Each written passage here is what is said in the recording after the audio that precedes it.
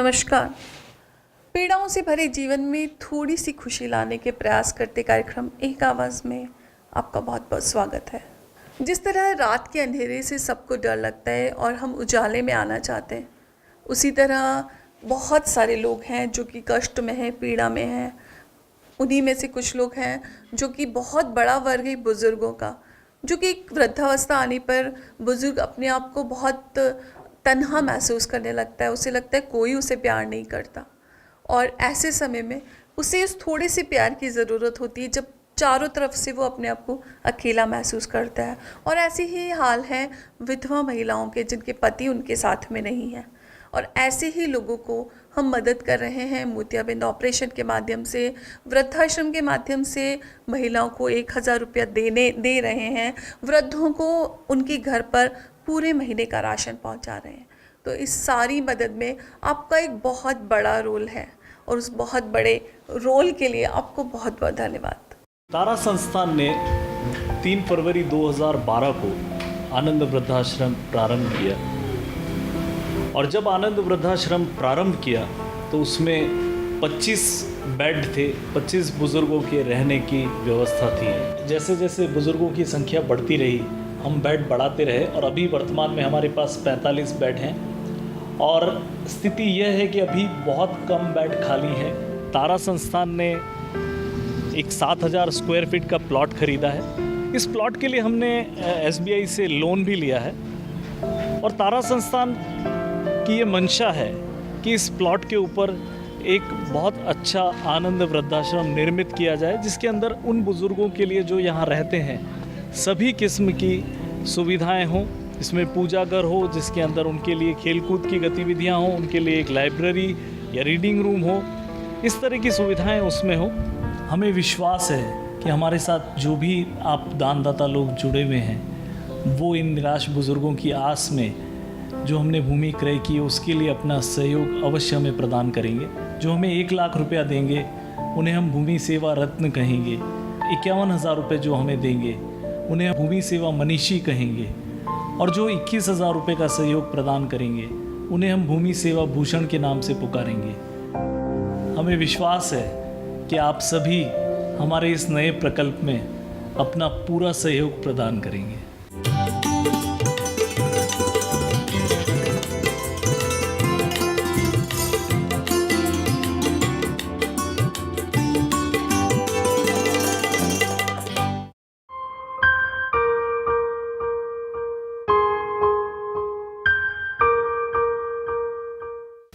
तो पचे अनारे कई वो आँख में देखा तो नहीं जनो लेना ही बात देखा तो नहीं हूँ। हाँ कहीं 2 ही आँखों नहीं दिखा तो एक ये देखा तो एक ही सपा ने देखा है। अणी आँखों थोड़ो सा दिखा तो अणी बिल्कुल नहीं दिखा, हाँ बिल्कुल नहीं देखा तो। और पाँव में भी पोलियो है तो चल भी नहीं सके, हाँ तो अटेले ही ना आया। हाँ यहाँ का किसने बताया आपको? अटा ये प्रताप ही रहे कटे वने कही कि अटले नाम जो है। आपको बिल्कुल नहीं दिखता था?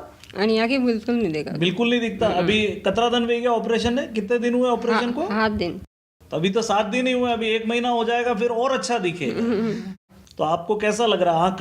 मतलब आप कहीं बताना चाहोगे पहला लाग किस तरह लाग तो अबे किस तरह लागे? बढ़िया लगे, बढ़िया लागे बस अतरी सी बात। अतरा शर्मावारी कई जरूरत है, बढ़िया लागे अणी में। तो अटे खानो भी खा दो, 3 दिन रिया तो खानो भी मिलियो, और ऑपरेशन भी हो गयो। दवाई साथ में दी ले जावारी, घर ले जाने की दवाई दी आपको? दीदी ये जो बातचीत हमने इनसे बताई आपको, वो बताने का सिर्फ और सिर्फ एक ही मकसद है कि हम ये बताना चाहते हैं कि तारा संस्थान, तारा नेत्रालय जो काम कर रहा है उससे किस तरह के लोगों को बेनिफिट मिल रहा है। क्योंकि प्यारी बाई जो जन्म से विकलांग हैं, उन्होंने कोई पढ़ाई नहीं की, उन्होंने शादी नहीं की, वे चल नहीं सकती हैं अपने पैरों पे, और इनके भाई जो हैं वो सिर्फ रेती भरने का काम कर रहे हैं, और उनके भाई के भी 5 बच्चे हैं। तो ऐसी स्थिति में प्यारी बाई जो अपने भाई के साथ रह रही हैं, उनके ऊपर निर्भर हैं, और इनकी आंखों की जो रोशनी, आप लोग जो माध्यम बन रहे हैं इनकी आंखों की रोशनी लौटाने का, तो आप सच मानिए कि आपको कितनी खुशी होगी ये देख करके कि आपके छोटे से सहयोग से प्यारी बाई जैसी एक महिला जो ज़िंदगी भर घर से नहीं निकली, जिनकी उम्र हो गई, जिनकी आंखें खराब होने लगी, लेकिन उनकी आंखें पूरी तरह से जैसे वो पहले देखती थी वैसे देखने लगेगी, और कारण सिर्फ आप हैं। और मैं आप सबका बहुत धन्यवाद करता हूँ तारा संस्थान की तरफ से, तारा परिवार की तरफ से, कि आप लोग ऐसे लोगों के लिए जो कुछ कर रहे हैं उसके लिए जो भी हम शब्द कहें वो कम है।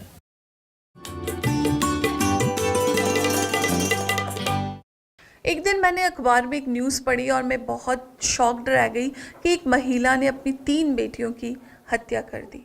आप सोचिए, एक माँ जो कि जीवन देती है, उसी माँ ने अपनी 3 बेटियों को मार दिया। निश्चित रूप से उसकी मानसिक स्थिति निश्चित रूप से ख़राब होगी। तो इसी घटना को याद करते हुए मुझे याद आया मंजू जिसके 5 बच्चे थे, और जब मैं उनसे मिली थी तब उनकी सबसे छोटी बेटी 20 दिन की थी और उनके पति की 3 महीने पहले ही मृत्यु हो गई थी। तो आइए मिलते हैं मंजू से।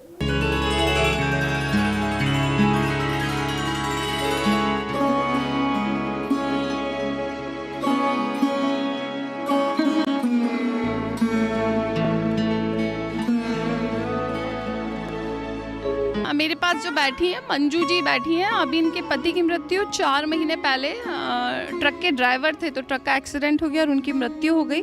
बच्ची कितने महीने की जो आपकी गोदी में है? 20 दिन की।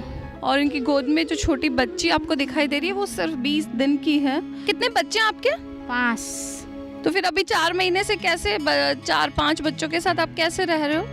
कैसे रह रहे हैं? ऐसे रह रहे हैं। खाने पीने पाड़ोस वाले देते हैं, वो खाते हैं। कैसा करेंगे? कोई देते हैं, खाते हैं, क्या करें? वो 2 बात के सुनाते हैं फिर देते हैं। और आज मैं बारापाल गांव में इन लोगों के साथ आई हूँ और मुझे इनकी स्थिति देख के सच में रोना आ रहा है कि ईश्वर पता नहीं कहाँ छुप के बैठा है कि देख ही नहीं पा रहा कि कैसा जीवन जिया जा रहा है।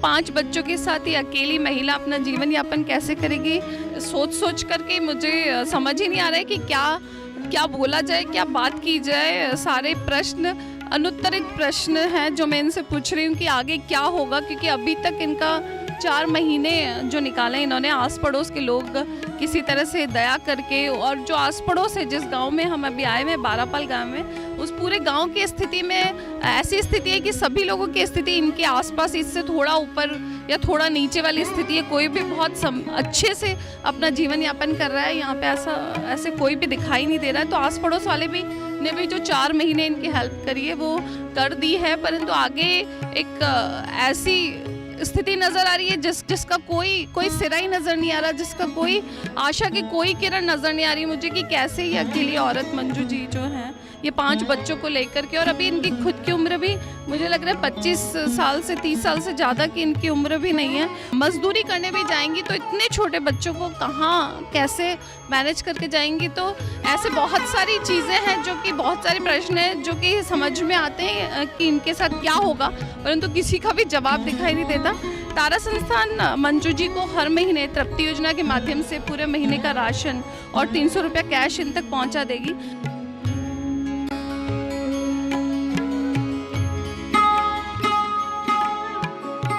गौरी योजना के 1000 रुपये महीना भी मंजू जी के यहाँ गांव में ला करके, क्योंकि यहाँ पे अकाउंट वगैरह की व्यवस्था नहीं हो पाएगी, तो इनके गांव में ला करके या किसी को दे देंगे जो इन तक पहुँचा देंगे, तो किसी तरह बच्चे बड़े हो जाएंगे थोड़े, और तो फिर ये अपनी मजदूरी या कुछ काम भी कर पाएंगी। पर अभी इतने छोटे बच्चों के साथ जीवन यापन एक बहुत बड़ी समस्या है।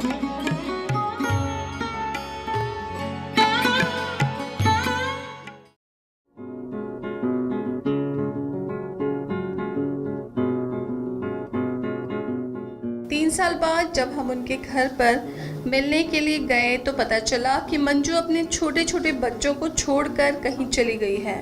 कहाँ गई है इसका कुछ पता नहीं। उन छोटे छोटे बच्चों को अब उसकी जेठानी जी संभाल रही है। उनका अपना भी परिवार है और उस पर अब मंजू के बच्चों का भार। हमारी बातचीत मंजू की जेठानी पार्वती जी से हुई, जो मंजू के चारों बच्चों को संभाल रही है। इन्होंने बताया कि मंजू मजदूरी करने के लिए जाती है तो ये बच्चे यहीं रहते हैं, जिन्हें संभाल लेती हूँ। मंजू सुबह जाती है और शाम को आती है, मैं ही इन बच्चों को संभालती हूँ। ये लोग कभी खेलते हैं, कभी झगड़ते हैं, कभी रोते हैं। मंजू कटे गई? मंजू पता नहीं है मुझे। आप मंजू रे कई लागो? जेठानी। जेठानी। और ये चार ही बच्चा? सब सते घरे सी। घरे से ये चार ही बच्चा मंजू रे है? हाँ। अच्छा, मंजू बजे मजूरी माते जावे तो बच्चा ने आप ही ज राखो? हाँ रे एमस कनी पाड़ोस में दबा रे ही कनी। मंजू मजूरी करवार वास्ते जब बचाना बच्चा ने आप राखो तो आपने परेशानी तो आती होगा नहीं राखवा में? आवे परेशानी पण कई करे अबे। कई परेशानी आवे? परेशानी नहीं आवे। यो नानो अतरू मोटू कीधु रोटा मांगी, नाना वे धन्य रोटा नहीं मांगी मांगे। हाँ भूख वे ते वेदे सुबह जाए हाँ से आवे ते बार ते आवे नहीं है। પછી છોરા છોરી હાજા માંદા આવે તો અણાને કોણ આવે રે? કોણ હવે રે પડતો જઈ રોતો જઈ इन बा ठीक वे इन पास फरी नीम। तो आप राखो अणाने बच्चा ने। पार्वती ने बताया कि मंजू को गए हुए 2 महीने हो गए। वो कहाँ चली गई इसका मुझे भी नहीं पता। सवाल ये उठता है कि इन छोटे छोटे बच्चों की देखरेख कौन करेगा। रिश्तेदारों के भी अपने परिवार होते हैं, वो अपने परिवार देखेंगे, उसके बाद ही उनकी नज़र दूसरों की तरफ जाएगी। अच्छी तरह देखभाल केवल माता पिता ही कर सकते हैं। इन चारों बच्चों के पिता तो जीवित नहीं हैं, केवल एक माँ है जो 2 महीने से वापस घर ही नहीं आई। तो वरने कतरो टाइम वे गयो मंजू ने नहीं है? वे गया महीना 2 महीना वे गया। अच्छा, आपने कहीं खबर है कि कटे है वहाँ? मत पता नहीं है, कहीं पता है पण इन पियर है कहीं जगह है में पता नहीं है। जे हाज मात वे जाए कुछ भी है ते रोई रतले कौन है माँ बापन ये परेशानी नजरे आवे ना ना नहीं। इनका कहना है कि जब बच्चे बीमार हो जाते हैं तो बहुत परेशानियां खड़ी हो जाती हैं। ये कहते कहते पार्वती बहुत ज्यादा भावुक होकर रोने लग गई। पार्वती ने कहा कि इतनी ज्यादा दुखी हूँ, समझ में नहीं आता कि अपने बच्चों के लिए करूँ या इनके बच्चों के लिए। तो और कई परेशानी है जणियो आप माने पाऊँ मदद चाहो? कई परेशानी है और? खावो पीवो कर सप्पल एक में परेशानी थे, वे भी मेली चलेगी, बाप भी अब वे गयो परेशानी से हमारे पास में फरी नीम करी वहाँ भी परेशानी से। तो आपने परेशान वे वो कई परेशानी खत्म वेगा आना रही? कई भी सुविधा करो ठीक से आना रे। कई मदद चाहो आप माने पाऊँ? ना दे रे जो खूब है ये बाणा रे। कई मदद चाहो आप माने पाऊँ?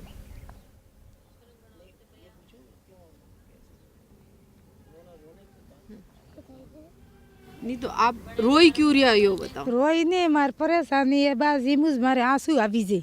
कई परेशानी है आप यो को परेशानी कई नहीं है नहीं सब बातें है वो पास में हो सब कड़ी बेला कई चीज नहीं है कड़ी बेला कई चीज नहीं है परेशानी वेद मोयो एम रज आवी गई आंसू आवी गए मारे एम। मंजू के इन चारों बच्चों को बस अब इंतजार है अपनी माँ का कि वो कब आएगी और इन्हें संभालेगी। बच्चों और माँ के बीच में एक मजबूत रिश्ता हमेशा बना रहता है। उस रिश्ते का नाम है ममता। ममता की डोर वो डोर है जो एक माँ को अपने बच्चों से जोड़े रखती है। आने वाले एपिसोड्स में हम आपको बताएंगे कि मंजू वापस अपने बच्चों के पास कब आई और यदि गई तो क्यों गई। ऐसी कौन सी परिस्थितियां थी कि उसे अपने छोटे छोटे मासूम बच्चों को छोड़कर जाना पड़ा। जब पार्वती को पता चला कि ये सब सामान बहुत सारे दयालु लोग भिजवा रहे हैं तो उसने कहा कि मेरे बच्चों को तो मैं संभाल लूंगी, आप लोग इनके लिए सामान दे रहे हो, आप सबको बहुत बहुत धन्यवाद। खाई पी रही है से सब 2 साल वे ये हाँ मली रही है सामान सब खाई और मलेते ज्यादा मलेते है ये बच्चे लिए कौन देगा मारे खुद रे दे कड़ी दे मले ते सब से ठीक है खाई बना रे एक बार आप सामान दे रहे थे धन्यवाद है हाँ और दियो। तारा संस्थान अब भी मंजू के घर राशन का सामान नियमित रूप से भिजवा रहा है ताकि उसके छोटे छोटे बच्चों को पेट भरने के लिए तकलीफ ना हो। उनकी ताई जी बच्चों को खाना बनाकर खिला रही है। इस मदद के रहते उन्हें भी ज्यादा परेशानियों का सामना नहीं करना होगा।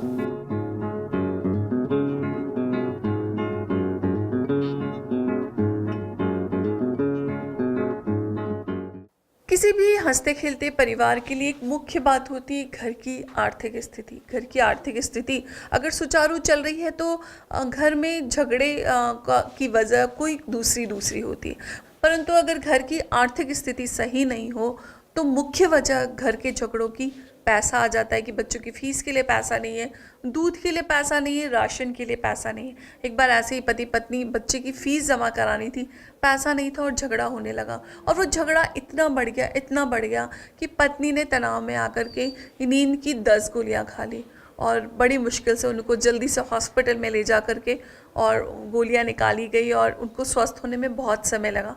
तो ये जो उन्होंने संयम खो दिया पत्नी ने और गोलियां खा ली, उसके ऊपर बेकार का 5-10 हज़ार रुपये खर्च हो गया। और अगर आप संयम रखते तो उस चीज़ का हर चीज़ का सोल्यूशन आपको खुद को निकालना पड़ता है। जब आप असंयमित हो जाते हैं चीज़ें और बिगड़ जाती हैं। अगले एपिसोड तक के लिए इजाज़त दीजिए इन खूबसूरत पंक्तियों के साथ। हर एक तलाश के रास्ते में मुश्किल है मगर हर एक तलाश मुरादों के रंग लाती है। हज़ारों चांद सितारों का खून होता है तब एक सुबह फिजाओं पर मुस्कुराती है। मेरे नदीम मेरे हमसफ़र उदास न हो, कठिन सही तेरी मंजिल मगर उदास न हो। नमस्कार।